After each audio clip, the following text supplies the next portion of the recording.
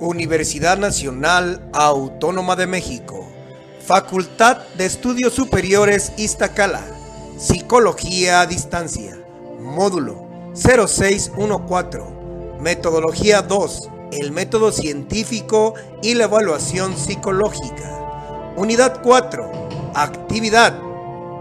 Video, el sexismo dentro de las ciencias experimentales y sistemas clasificatorios de las variables psicofisiológicas. Tutor, maestro Mario Fausto Gómez Lamón. Equipo, Bautista Ignacio Adalberto Samuel, Doroteo Ortega Dafne, García Estudillo Marco Antonio, Grajeda Lobillo Alexandra y Ramírez Morales Norma Nayeli. Grupo 9613. Introducción. El fenómeno social de la equidad de género ha calado en todos los paradigmas que sustentan una sociedad, y el de la ciencia no ha sido la excepción. Al respecto, ha sido difícil la aceptación de la mujer en las actividades de la obtención del conocimiento, aún sabiendo, con estudios debidamente sustentados, que la mujer, por su naturaleza, tiende a una actitud muy superior a la del hombre en los factores del compromiso y la responsabilidad. Sin embargo, su integración a la comunidad científica ha sido muy lenta, en virtud que el paradigma de la ciencia también ha sido contaminado con las ideas retrógradas de antaño, que delegaban para la mujer las actividades relativas al cuidado del hogar, claro está, con sus muy identificadas excepciones. Motivo por el cual este trabajo colaborativo presenta una revisión del tema del sexismo en las ciencias experimentales, con la finalidad de construir, al término del mismo, una perspectiva personal en cada uno de los integrantes de este equipo escolar, y que nos permita establecer un punto de vista objetivo que coadyuve con la generación de herramientas cognitivas que fortalezcan una guía de actuación libre de ideas racistas y de prejuicios sociales, que marcan la desigualdad entre razas, género y condiciones socioeconómicas. Por consiguiente, también hablaremos de la psicofisiología, que es la relación entre los procesos mentales, la conducta y los procesos corporales. Para su identificación, debemos establecer la asociación entre las conductas detonantes del proceso fisiológico. Este tipo de variables se manifiestan de maneras distintas entre hombres y mujeres. Es decir, una misma situación es manejada y procesada dentro del organismo de cada persona de manera diferente, de acuerdo a su edad, género, entorno familiar y social. Tema: el sexismo dentro de las ciencias experimentales. ¿Existe sexismo dentro de las ciencias experimentales? La desigualdad para las mujeres en la ciencia tiene sus raíces en los pensamientos que aseguraban que la agresión, el racismo, el patriarcado y la xenofobia eran inevitables en la evolución, y que en los aspectos como la ciencia, el gobierno y los negocios, la participación de las mujeres nunca alcanzarían logros como en los hombres. Whitson, 1975, citado en Álvarez, 1992. Antecedentes del sexismo. Los sesgos androcéntricos consideran el punto de vista del hombre sin tomar en cuenta al de la mujer, originando múltiples situaciones en donde la mujer queda relegada detrás de las opiniones del varón.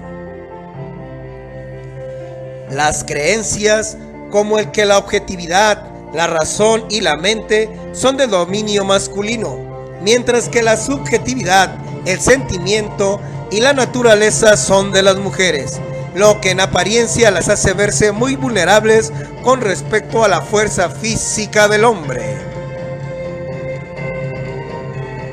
El paso de las religiones politeístas a las religiones monoteístas, donde Dios siempre ha sido masculino, ha relegado a la mujer en la gran mayoría de estas religiones a las actividades de servicio a favor de los líderes masculinos. Las escuelas son uno de los factores que reproducen y legitiman las desigualdades a partir del currículo y las prácticas, en virtud que el derecho al aspecto educativo era prioridad de los individuos del sexo masculino, ya que no se valoraba la necesidad de que la mujer estudiara y que se desarrollara intelectualmente. Existen controversias en la ciencia en donde cada grupo interpreta el mundo desde ópticas diferentes, pero asumiendo la lógica y la coherencia a partir de su género, lo que ha sido un obstáculo para el desarrollo de la mujer en este paradigma. Claro está, por muy contadas excepciones. Las capacidades diferentes tienen su origen en los distintos juegos asignados a cada género desde las edades pequeñas, afirmando los juegos de contacto y de fuerza para los niños y los juegos de habilidades mentales y artísticas para las niñas, ocasionando una diferenciación en su desarrollo motriz e intelectual. El sesgo desde la crianza en la familia se reafirma en muchos sentidos, en virtud que por lo general el nacimiento de un bebé del sexo masculino es mejor recibido que un bebé del sexo femenino, lo que produce una serie de diferencias de trato por los padres, lo que luego se confirma en la etapa escolar y profesional.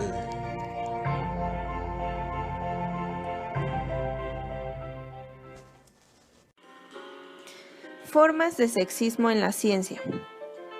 Una de las formas de sexismo se encuentra en los currículums diferenciados, la marginación o la desvalorización de las capacidades entre las mujeres y los hombres.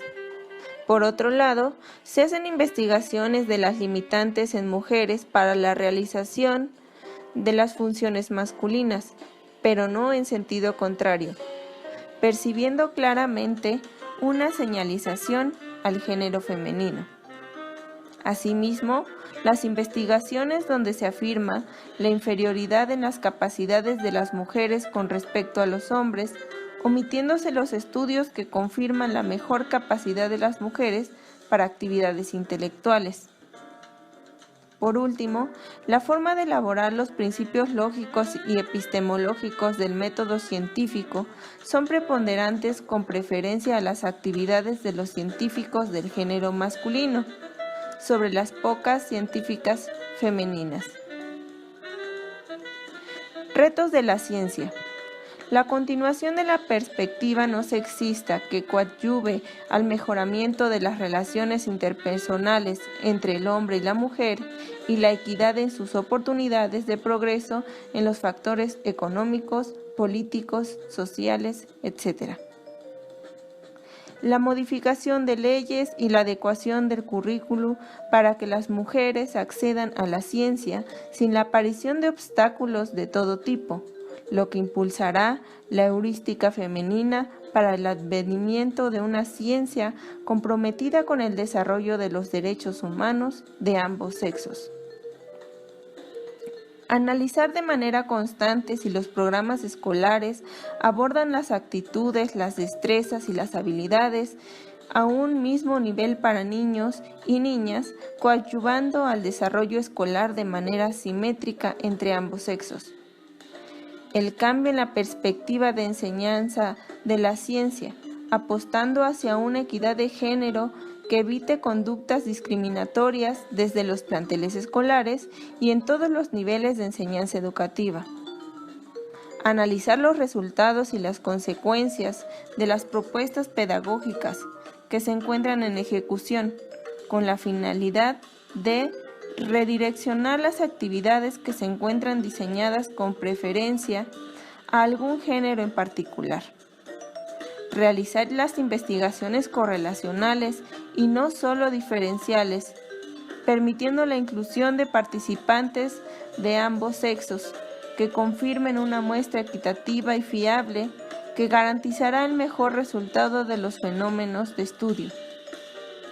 Hacer que cada vez más mujeres accedan a la ciencia con el fin de implementar políticas de equidad de género que permitan un desarrollo de este paradigma de manera armoniosa en nuestra sociedad científica. Opacidad del sexismo. Para Sánchez, 1991, citado en Álvarez, 1992, el androcentrismo, el sexismo y la desigualdad se tratan de una compleja interacción de los factores actitudinales, de los valores, los conceptos y los estereotipos que se encuentran enraizados en la cultura y que impactan en la forma del pensamiento humano, así como en su comportamiento. Sistemas clasificatorios de las variables psicofisiológicas. La psicofisiología es la disciplina científica que estudia la interrelación entre el comportamiento y los aspectos fisiológicos del ser humano. La investigación psicofisiológica ha abarcado prácticamente todos los procesos psicológicos básicos: sensación, percepción, atención, motivación, emoción, aprendizaje, memoria, pensamiento, lenguaje y estados de conciencia. Psicofisiología clínica y evaluación psicofisiológica. Los procesos fisiológicos están relacionados principalmente con las emociones, el procesamiento de la información y los aspectos psicosomáticos. Por tanto, la alteración del proceso homeostático del organismo propicia e influye en cada problema de la salud.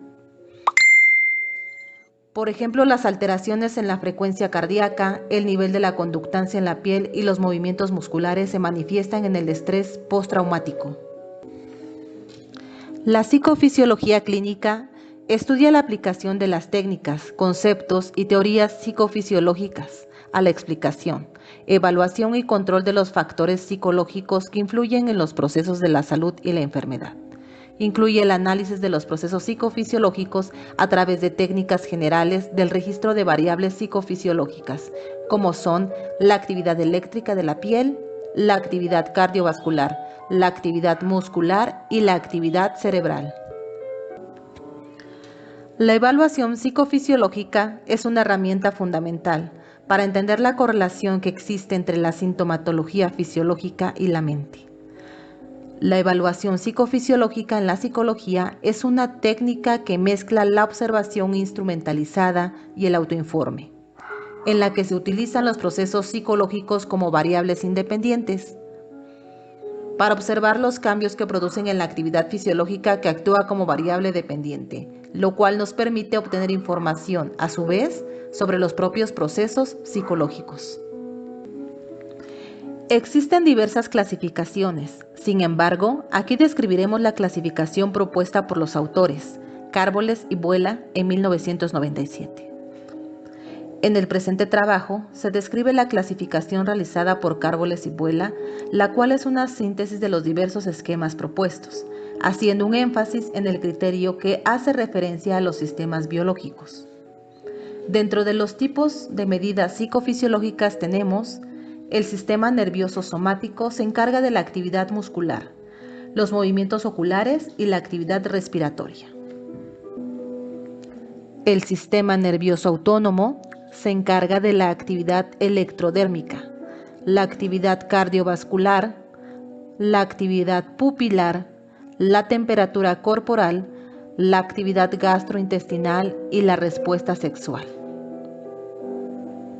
El sistema nervioso central se encarga de la actividad electroencefalográfica.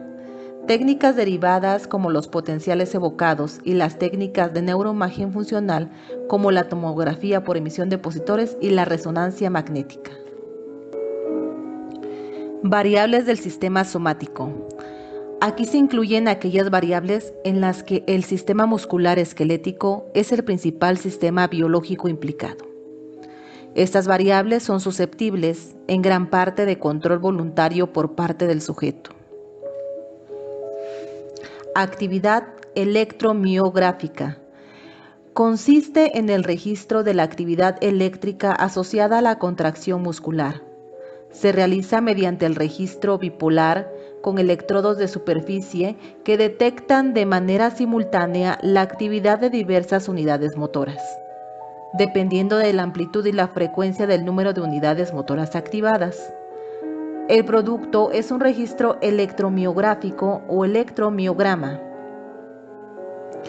En Cárboles y Vuela, se considera que esta actividad motora tiene fuertes implicaciones tanto emocionales como motivacionales, por lo que resulta una medida objetiva de la relajación o activación del sujeto. Actividad electroculografía. Esta medida considera la medición de los movimientos oculares, la fijación de la visión de un objeto como los cambios de la misma, el seguimiento de un objeto en movimiento, la rotación de los ojos mientras se parpadea. Para el registro de esta actividad existen los siguientes métodos. No eléctricos. El uso del oftalmógrafo, que consiste en el registro a través de una luz reflejada por la córnea, obteniendo una proyección en una pantalla de televisión. Eléctricos. El método eléctrico, basado en la existencia de una diferencia potencial mantenida entre la parte posterior y anterior del ojo, variando con los movimientos oculares. Los cambios son detectados y convertidos en movimientos horizontales y verticales por medio de electrodos colocados alrededor de las órbitas oculares. La medición de los movimientos oculares no solo está relacionada con los fenómenos psicológicos vinculados con los estados de vigía, sino también para hacer análisis del sueño.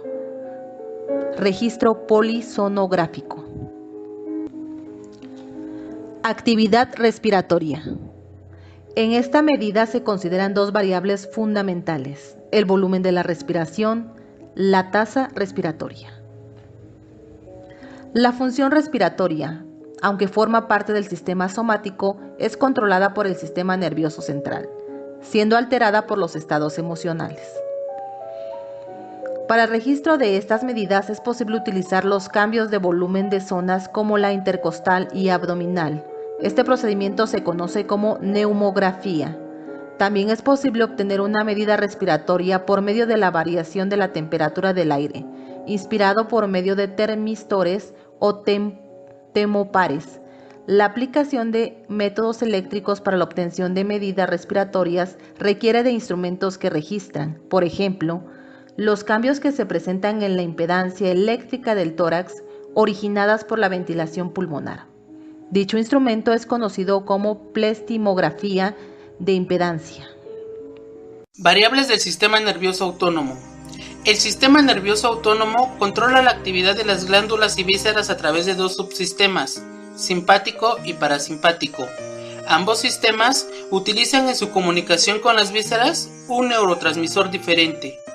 Actividad cardiovascular. Está formado por el corazón, los vasos sanguíneos y el tejido linfático. Para la psicofisiología, las medidas más relevantes son la tasa cardíaca, la presión sanguínea y el flujo sanguíneo. La tasa cardíaca está basada en la detección directa de los cambios en los potenciales de acción eléctricos que acompañan la actividad del corazón. Presión sanguínea depende de varios factores, en los cuales los más importantes son la fuerza o la frecuencia de las contracciones del corazón y la elasticidad de los vasos sanguíneos.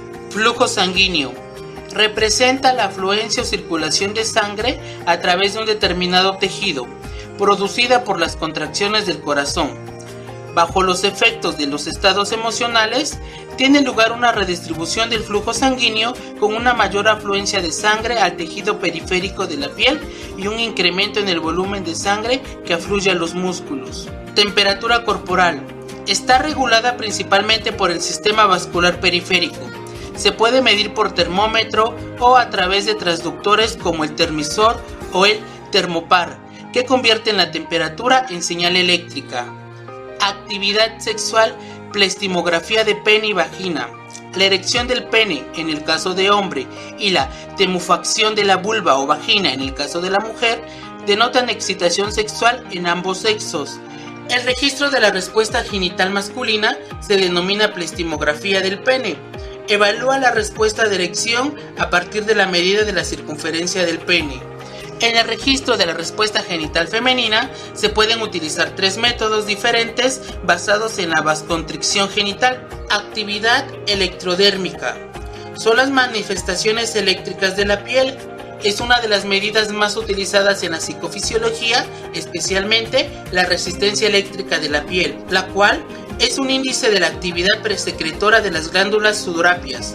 En la medida de estas variables pueden utilizarse 2 procedimientos: corriente constante y voltaje constante. En cuanto a su significación psicológica, se puede decir que el incremento del nivel basal o resistencia o impedencia se asocia con un decremento en el nivel de ansiedad del sujeto, y por el contrario, el incremento basal o conductancia se relaciona con los mejores procedimientos clásicos de la detección de mentiras. Actividad pupilográfica. Las variaciones en el tamaño de la pupila son utilizadas como una medida de acción emocional. Existen 2 métodos de medida: las que utilizan técnicas fotográficas o por medio de sistemas rayos ultravioleta o infrarrojos, y los que utilizan la técnica fotoeléctrica a través de un haz. Actividad gastrointestinal. Es sensible a los cambios emocionales. Existen 2 principales medidas de actividad gastrointestinal: la motilidad gástrica y la acidez estomacal a nivel pH del estómago. Actividad salivar. Los 3 pares de glándulas salivales son inervadas de forma completa tanto por las fibras simpáticas como parasimpáticas. Los medios de obtención de esta respuesta van desde las clásicas turundas dentales hasta las distintas técnicas de succión directa de la saliva y la cantidad segregada. Actividad de sudoración. Tiene su base en el sistema neurohormonal, por lo que es susceptible de múltiples efectos. Puede ser afectado por los centros hipotalámicos, la irrigación sanguínea cutánea y factores psicológicos relacionados con la ansiedad. Existen pocos instrumentos para registrar esta variable. Sistema nervioso central. La actividad eléctrica del cerebro se puede registrar mediante técnicas electroencefalográficas, las cuales detectan los potenciales eléctricos producidos por las neuronas corticales durante su actividad, así como los potenciales de base y las variaciones de potencia. La evaluación psicofisiológica se basa en las técnicas de registro fisiológico que prácticamente abarcan la totalidad de respuestas del organismo bajo control directo o indirecto del sistema nervioso, y se suelen clasificar en función del tipo de actividad fisiológica registrada y del tipo de mecanismo de control neurofisiológico subyacente. Las técnicas de registro se clasifican según el sistema que rige la respuesta que se mide en 3 categorías y sus respectivas actividades psicofisiológicas. Las técnicas de registro necesitan de instrumentos específicos y contextos que permitan la valoración psicológica y biológica de los cambios fisiológicos. La obtención de las respuestas psicofisiológicas sigue una secuencia más o menos estándar, aunque con aspectos específicos propios de cada una de ellas: captación, transformación, ampliación, registro, análisis e interpretación de la señal. Para poder hacer uso de las medidas psicofisiológicas, debemos entender que la fiabilidad y la validez de las medidas aún no están establecidas por completo. Conclusiones. A través de la elaboración de la presente actividad, ha quedado debidamente comprendido la importancia del establecimiento de una perspectiva libre de prejuicios de todo tipo, principalmente aquellos tendientes a la generación de conductas discriminatorias hacia la mujer científica, que coadyuva a la heurística en la obtención del conocimiento fundamentada con los principios de equidad de género y libre de ideas racistas, con la finalidad de implementar desde la psicología las herramientas, estrategias y técnicas tendientes al mejoramiento de las relaciones humanas y la convivencia sana entre todos los integrantes de la comunidad científica. La igualdad de derechos entre hombres y mujeres no ha sido fácil. Sin embargo, poco a poco se van observando los cambios en el contexto social, que permiten que las mujeres no mantengan roles específicos dentro de nuestra sociedad y sean cada vez más libres de elegir de acuerdo con sus intereses y no de acuerdo a lo que la sociedad determina. Aunque las conductas son variables ante cada situación, se busca un balance para que la mujer no lleve a cuestas mayores responsabilidades dentro de un hogar para una sana convivencia igualitaria.